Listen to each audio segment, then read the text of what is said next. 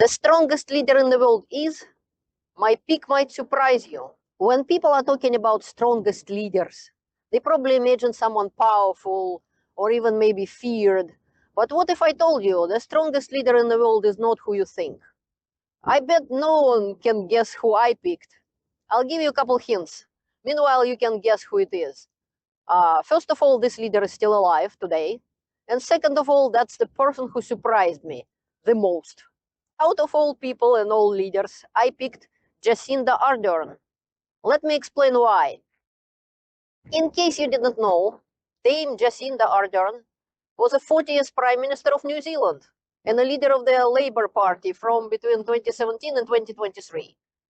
She basically stumbled on power. She didn't ask for it.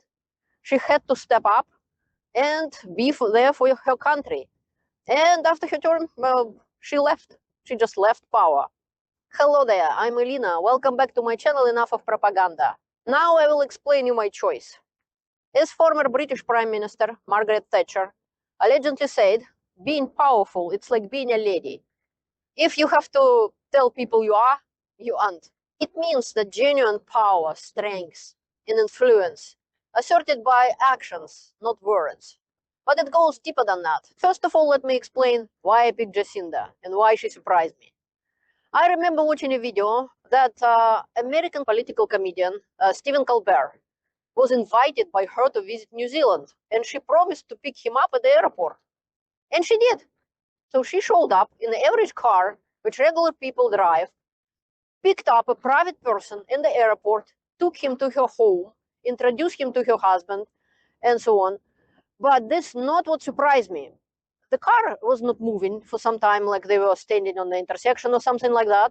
And somebody from the street recognized her. Judging by the voice, it was a man. So what did she do? She rolled down the window and talked to the person. No problem smiling and talking to the people who she lead as a leader of the country. That surprised me a lot because I grew up in the USSR and Russia. And do you know how to even get into, for example, the administration or to see the governor of Volgograd region of Russia? Not the president of Russia, just a governor. It was 2000s, and I was going there by my job because to do so, you need an invitation. Volgograd region is, by the way, the size of a country. You need an invitation. You need to come to the building. They will write you down, look at your passport.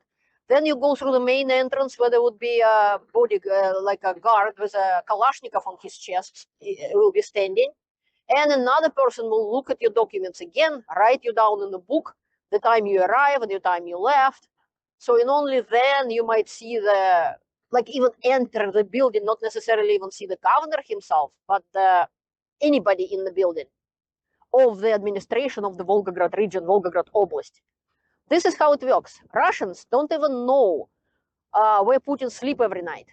He has several fake offices looking exactly the same in different parts of Russia, not necessarily even in Moscow.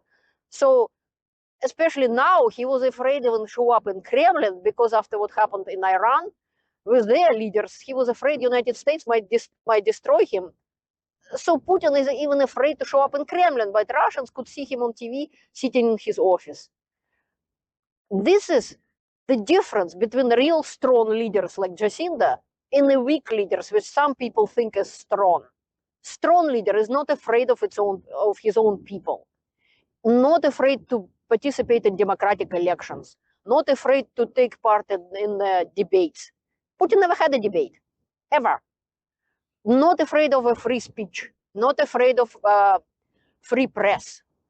He does not need, like Putin, to suppress internet, completely turn it off in Moscow, completely trying to block any external information or any critical information from the country or from abroad. This is just not necessary.